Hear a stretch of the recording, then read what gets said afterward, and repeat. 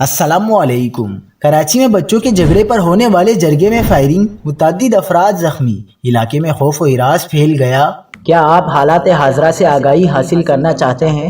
خبر کے پیچھے چھپے اصل حقائق جاننا چاہتے ہیں تو ابھی سبسکرائب کیجئے جل مل پاکستان کو اور ساتھ ہی گھنٹی کے نشان پر کلک کر دیں۔ آپ کو بتاتے چلیں کہ شاہ لطیف قذافی ٹاؤن میں جھگڑے پر ہونے والے جرگے میں بھی جھگڑا ہو گیا اور اس دوران فائرنگ، لاٹھی اور ڈنڈوں کے وار سے 6 افراد زخمی ہو گئے۔